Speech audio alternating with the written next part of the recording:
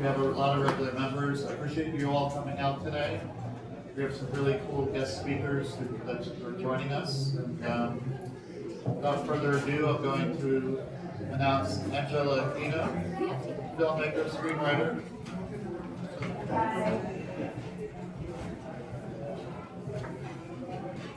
Hi everyone, good afternoon. Thanks so much for joining us on a very special Sunday afternoon, and thank you for spending time and listening to us speak here. It's such a great honor to be here. I would like to give a little introduction about myself. I'm a human rights and children's rights advocate. I've been an advocate for almost 2 decades and spearheading a very important Supreme Court and bank decision giving human rights for children born out of wedlock in the Philippines. And from what we have done in the Philippines, we were able to spread this advocacy all throughout United Nations conventions on rights of a child. So I am a lifelong advocate, and that's what I'm doing here. I promote social justice through fashion, film, and arts. And I met the group of PK at Cannes Film Festival 3 years ago, and I'm so delighted to be here. What I'm really specifically going to talk about tonight is a script that I wrote back in 2024. It took me and 2 very special screenwriters, Johanna and Teresa, about 6 months to document this script. It is very special because it is very relevant. It is about the Israel and Hamas war that's going on. We kept this a secret because it's very, very sensitive.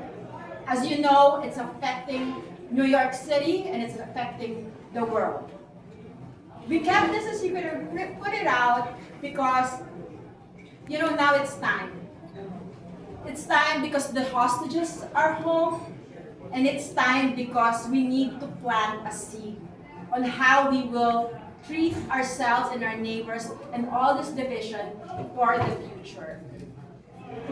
So this script, I think what's very important and what I'm really saying is that when we have emotions of darkness, as we go through moments of questioning humanity, questions in our mind of how we are reacting and not standing up for others or not loving. I think it's very important when we are questioning ourselves and others that we document that in a piece of paper. And that's our job as artists, that's our job as interpreters and documentary projects. I think that when we do this and capture this moment, we are given an opportunity to process, and we are given an opportunity to transform these darkness into light. Given that window of how we can change and how we can use our experience and use it for our future, and how do we use this to project a tomorrow that's going to be acceptable for us and for our children that we're going to leave behind. Why am I here as a, I think, as you guys know, that I'm also a candidate for state assembly next year. We're not trying to be political here, but what I'm saying is that politics does play a part in our daily lives. As you know, in New York City, it is how people are voting and how people are coming out and acting towards each other. It is now reflecting on what we really have deep inside our hearts. This is the tip of the iceberg. Whatever we see that's happening and that what they're putting in the ballot, they're expressing. So we have to be able to bridge that gap. We all have loved ones from both sides. We cannot be silent because we care about the Jewish community as well as our Islam brothers and sisters. We have to bridge that gap and choose how, and take time and choose how we can process this into fashion, film, and arts. We have to be able to express in our arts a solution, as well as the government should be able to provide funding as well. especially when it comes to social justice. So that's why I'm here. I want to be able to promote the government has collaboration with artists, especially those promoting social justice in their work. Also, we know that artists also have difficulties in living and going by. I believe that there should be government funding, at least in buying basic equipments, so that artists are able to use this money and buy the things that they need. At least a one-shot deal for them to have the base that they need, like cameras. It's amazing when you have money to buy equipment, camera, and computer, how far that can go for an artist's lives, as well as have some funding for it so that they can have like their basic needs covered while they're fighting and processing to give beauty and to present their talents and their creativity for the future. We also here because we want to promote New York City as a filming capital, as a filming place destination. As you know, a film will probably cost around a couple of $1 million up to hundreds and millions of dollars. And I think that as a policymaker, we have to be able to promote that these, and that's why I'm here in New York and in New Jersey too, because I want to invite people and artists in New Jersey, and not just in New Jersey, but in Pennsylvania, Connecticut, to go ahead and please shoot in New Jersey. Artists all over the world and to promote in New York City. We want to promote this because we want the energy, we want the money and the funding being able to pull in the movie industry and be spent in our hometown. And I hope that I will encourage you guys to create more work that is socially relevant and to create and to reflect love and unity in our work and collaboration, as well as open ourselves and our minds to expressing what we need to our policymakers. Thank you. Let me know if you guys have questions.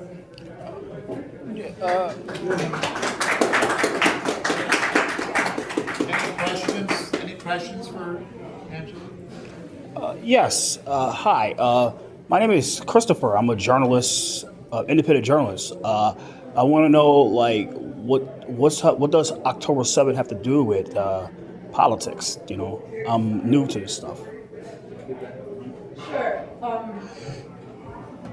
What does October 7th have to do with this movie? Yes. Or what Like with politics itself, like.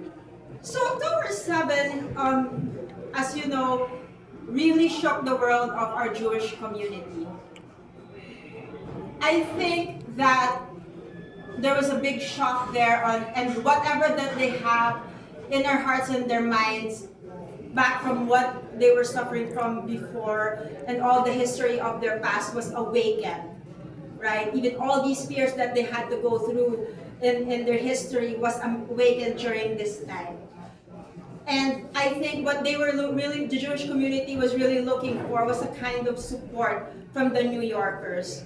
However, the New York became really divided into two, right? So there were some that celebrated, and there were some that really just scared. I think what we want to do now that the hostages are home, is to be able to build a future and to be able to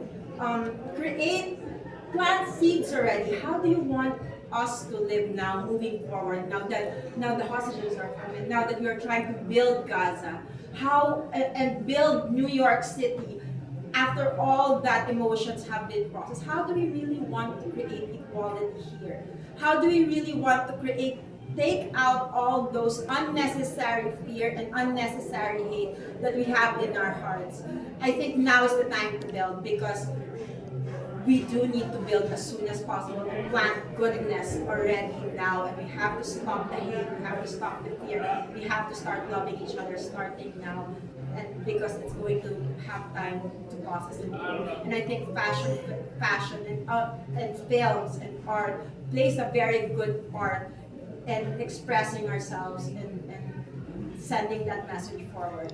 And one more question. What inspired you to run for the state assembly seat? Like, what is that, and what inspired you to run for it? I have been a lifelong advocate for 2 decades, human rights, fighting selflessly, and putting others first, other than, what I think, I've always fought for what I believe was right. Now that I think it is already in my DNA to keep on looking and attending to what other people need and how I can help. And even if it's not my issue, I cannot take a blind eye because we are one. If we can't just let other people do it. Whatever pain you're experiencing, other people are experiencing it too. When you help others, you are doing a good, let's just say, use the word karma. And when you're putting good, helping others, it will come back to you. Can you give us an idea about the storyline, the film storyline? Yeah. That plays into everything. Thanks. Yes, so the storyline, yes, it is And the name about. of the film? So it's called Chiaroscuro, light and dark. And it's duality. We all have darkness and we all have light in us. And the most beautiful thing is that when there's darkness, guess what? There's light. Because, like, example, this. Can I just use this example? That's such a great question. So this is light, right? So we called it light, and then it's dark now. But guess what? There's really light. So there's darkness. So your darkness has an equivalent light for it. And that light is enough not just to cover your darkness, but it lights up not just me, right? It lights up everybody. So we have to take out that shield. We have to take out that covering in us so that we can be more of a light to others. That is what the title is. But the movie itself, you get to find like a, embellish with drama and the love story. Yes. Yeah. So thank you. Yes. Yes. There is a love story. It is true during that kind of experience that this saving of Gaza was actually from from the other side, which was from the Jewish community, and who was an Israeli inspired. So in this story, that it was actually somebody who was because he was, it's such a spoiler alert, but like because he fell in love with somebody who was a Gaza advocate, I'm just gonna tell it. He fell in love, a Jewish guy fell in love with a Gaza advocate, and because of that, he felt her pain. So it's just a reflection of how different we are, but if we learn how to love, even for that moment, you can change the world, right? Yeah. Hi, my name is Jay. I want to ask a question that I asked of a father of one of the Israeli hostages. It was an event in Manhattan. A documentary film crew was in town, and they had families of the hostages at a Midtown hotel. And I said to him, the Jewish community in the United States and in Israel are contending with the knowledge that the Israeli government has been funding Hamas, and that they did it with the permission of the Trump administration. And I'll tell you how he responded, but I'd like to hear how you respond to that first. His primary concern was getting his son home. So how do you contend with that as a political person? What do we do? So, well, first of all, the question was, in case, am I getting your question correctly? They saying that the Israeli government is funding Hamas. Yeah, that's not a secret. That was discussed on the floor of the Knesset. The Israeli government funds Hamas $30 million a month, routed through Qatar. Qatar approached Steve Metuchen in the first Trump administration to make sure that was okay, that they would not be deemed a terrorist state. So this is not a secret, this is public. Okay, I will, assuming. Let's say, how did they fund it? Did they fund it through paying for the ransom of those that were kidnapped? So in that case, is this the way that it was funded? So this is the thing when we have kidnaps, because my uncle was a diplomat, right? sometimes when somebody is kidnapped, that's why these negotiations take so forever to finish, because these hostages, and I'm not just referring to Hamas here. When there is a hostage in the country, that's why it's called kidnap, right? Because there's an exchange. The exchange is usually money, right? So when you say, oh, did Trump fund this, or did US fund Hamas? Maybe, because we paid for the ransom of the hostages. No, I mean, Is that the question? I mean, I'm No, just asking. I asked him how he regards his own government, as well as the U.S. government. What does he want to see happen after his son is returned, knowing that the Israeli government was funding Hamas for years, against the advice of a lot of politicians in Israel who oppose him. How would we want? How would he want? How would you want? How would I want? Americans How and would I Israelis to want? respond to their own government that has I- supported that regime. Thank you for the question, but how would I want? I want a good life for every child and for every woman, whether they are from a terrorist lineage or not, because they cannot be a terrorist forever. And this is what I mean about planting seeds. It's enough that we take out these calling, and putting people, but what took them there? What brought them there?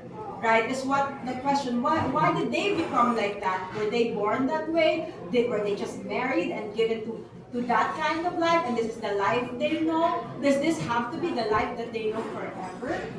I think what we want is a good future, and for them moving forward, to not be doctrinated anymore, because maybe they're doctrinated because they have to believe in this doctrination. They have to, right? And this is how they grew up already. This is what they know. But do they have to be stuck that way forever? I think that is what we mean when planting seeds for the future, because I think no matter who you are, you're still a person. No matter if your father is a terrorist, you don't have to do war. So. Anyone else? I just got a quick question. Which assembly district do you represent? I represent District 74. It is NYU. A lot of film schools are there. A lot of artists are there. We are in the center of Lower East Side, as you know. We have, so it goes from the United Nations down to like Alphabet City, Jacob Rees. It's two very opposite polarities. We have your very rich, like even high income, $250,000 income, down to your lower income, $25,000 income, depending on snaps and NYCHA. So it's very two opposite polarities that we're catering to in our district. District 74. Thank you. You're welcome. Thank you. Thank you so much. All right, welcome.